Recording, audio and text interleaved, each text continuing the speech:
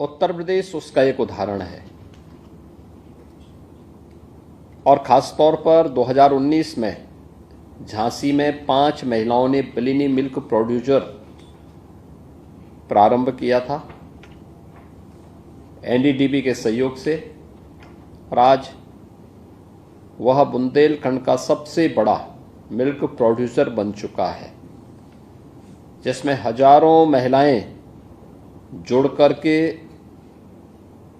स्वावलंबन का एक नया मॉडल बनी है। ऐसे ही आगरा में, गोरखपुर में, काशी में और अन्य स्थानों में मिल्क प्रोड्यूसर के माध्यम से महिलाएं आमदनी कमाने के साथ साथ स्वावलंबन का एक नया उदाहरण प्रस्तुत कर रही हैं। उत्तर प्रदेश जैसे राज्य में जहां पर अनंत संभावनाएं पहले से छुपी हुई हैं, कृषि और कृषि से जुड़े हुए सेक्टर में, वहां पर जो कार्य होना चाहिए था, वास्तव में पिछली सरकारों की अकर्मण्यता और अन्नदाता किसान विरोधी सोच के कारण वो आगे नहीं बढ़ पा रही थी। योजना बनती थी बंदर बांट करने के लिए, योजना बनती थी ठेके पट्टे हथियाने के लिए,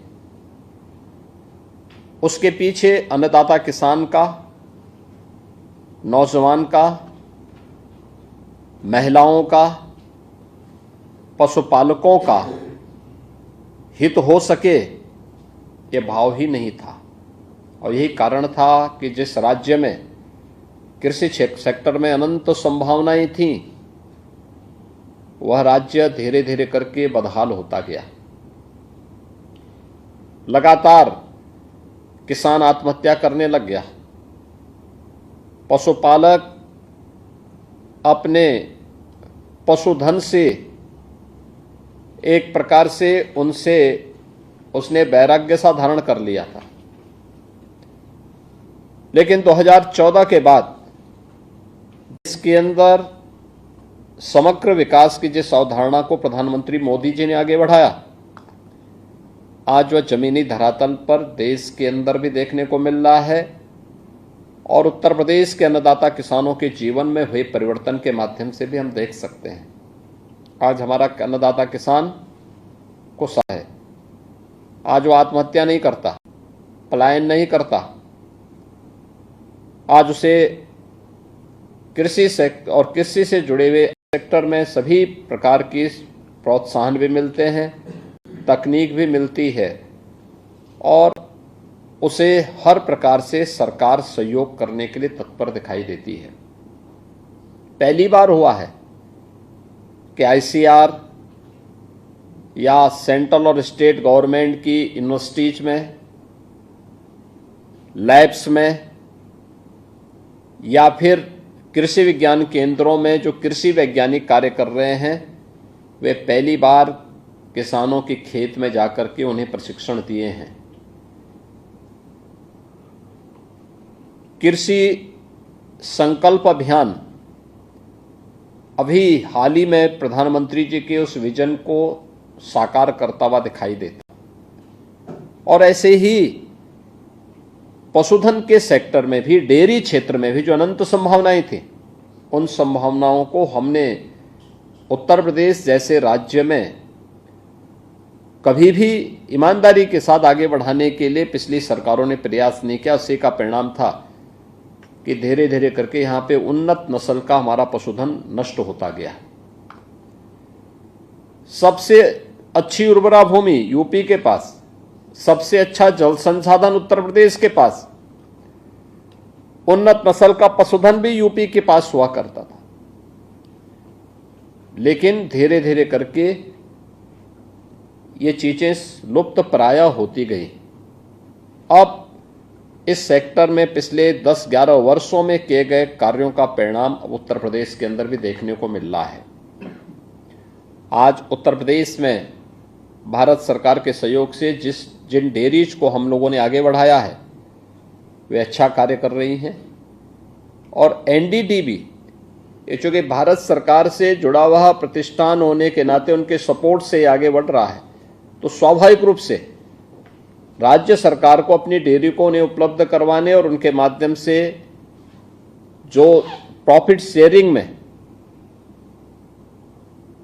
अपने कार्यक्रम को आगे बढ़ाने में किसी प्रकार की कोई दुविधा भी नहीं होनी चाहिए थी।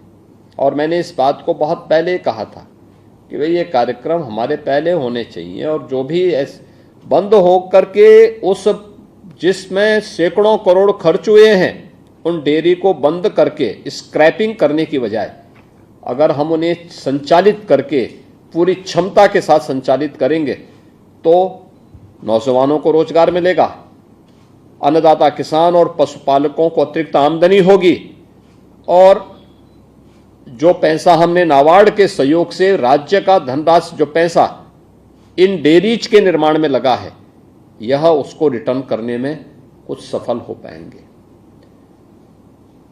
और मैं पीसीडीएफ से कहूंगा कि एनडीडीएफ के इस मॉडल को देखें, उसको अंगीकार करें। दुग्ध समितियां कैसे कार्य कर सकती हैं, ये चीजें हमें देखनी चाहिए। और मुझे अच्छा लगा कि पिछले 8 वर्ष में प्रदेश के अंदर कई डेयरी आगे बढ़ी है। अभी अमूल ने वाराणसी में अपना काम प्रारंभ किया, हजारों किसानों के जीवन में परिवर्तन का कारक बन रही है। लखनऊ में एनडीडीबी के सहयोग से हम लोगों ने जो कार्यक्रम आगे बढ़ाया उसके परिणाम सार्थक आए हैं, लेकिन पीसीडीएफ को अपनी उस कार्य पद्धति और कैपेसिटी बिल्डिंग के लिए नए प्रयास की आवश्यकता है, जिस प्रयास को हम एनडीडीबी आपके सामने उदाहरण है, अमूल आपके सामने एक उदाहरण है, मदर डेयरी आपके सामने एक उदाहरण है। हम क्या आप राज्य के अंदर पराग को या अन्य संस्थाओं को भी इसी रूप में आगे बढ़ाने में अपना योगदान दे पाएंगे? उनकी कैपेसिटी बिल्डिंग के लिए, दुग्ध समितियों के गठन करने के लिए, चिलिंग प्लांट कहाँ स्थापित होने हैं, कैसे हम क्वालिटी मिल्क को प्रत्येक व्यक्ति तक पहुंचाने में योगदान दे सकते हैं, ये तभी हो पाएगा जब ये डेयरीज चलेंगी और संचालित हो पाएंगे। और मुझे प्रसन्नता है कि आज ये 4 स्थलों के लिए MOU national dairy development board के साथ आज यहाँ पे संपन्न हुआ है, जिसमें गोरखपुर में 1 लाख क्षमता की डेयरी 2023 से ही बंद थी। ये डेयरी चली तो, लेकिन दूध पूरा नहीं आता था, लगातार घाटे में चल रही थी। कोई प्रयास नहीं हुए कि नए दुग्ध समितियों का गठन करके हम किसानों को उसके साथ जोड़ सकें, अन्नदाता किसानों को उन्नत नस्ल का पशुधन दे सकें, अच्छी गाय, अच्छे नस्ल के भैंस या जो पशुधन उसके पास है उसमें अच्छी ब्रीड उसके माध्यम से पैदा हो, इसके बारे में जो पहल होनी चाहिए थी उसका अभाव देखने को मिल रहा था। विभाग को एक जिम्मेदारी लेनी चाहिए थी, वहाँ पे कहीं न कहीं उस दिशा में जो प्रयास होने चाहिए उसको और तीव्र करने की आवश्यकता है। कानपुर में 4 लाख लीटर की डेयरी, नई बनी इस डेयरी कुछ ही दिन चल पाई, घाटे में लगातार चलने के बाद बंद हुई। आज उसको फिर से रिवाइव करके एनडीडीबी उसको आगे बढ़ाएगी। 1 lakh litre dairy, 1 lakh litre की क्षमता की कन्नौज की काउ मिल्क से जुड़ी हुई डेयरी, ये भी नाबार्ड के सहयोग से बनी थी, और उसको भी हम लोगों को नए सिरे से फिर से रिवाइव करके उसको आगे बढ़ाना पड़ेगा। और ये चीज़ें होती हैं तो एक साथ सभी स्टेक होल्डर उससे लाभान्वित होंगे, पशुपालक भी, महिला स्वयंसेवी समूह और दुग्ध उत्पादक समितियां भी। इसके साथ ही जो यूथ उससे सर्विस पाएगा, नौकरी पाएगा या वहाँ काम पाएगा, उन युवकों के बारे में भी उनको भी काम मिलेगा वहाँ पे। और एक नया माहौल प्रदेश के अंदर एग्रीकल्चर के फील्ड में जो प्रधानमंत्री जी का विजन है, किसानों की आमदनी को या पशुपालकों की आमदनी को कई गुना बढ़ाने के लिए ये चीज़ें भी होंगी। इसमें पशुधन के लिए अच्छा फीड कैसे उत्पादन किया जा सकता है। अंबेडकर नगर की हमारा पशु चारा उत्पादन का प्लांट वह भी मात्र 12% क्षमता से ही चल पा रहा था। अब एनडीडीबी उसको संचालन करेगा। न केवल पूर्वी उत्तर प्रदेश में बल्कि पूरे उत्तर प्रदेश के अंदर से वहाँ से क्वालिटी फीड हम पशुधन के लिए उपलब्ध करवाने में बड़ी भूमिका का निर्वहन कर पाएंगे।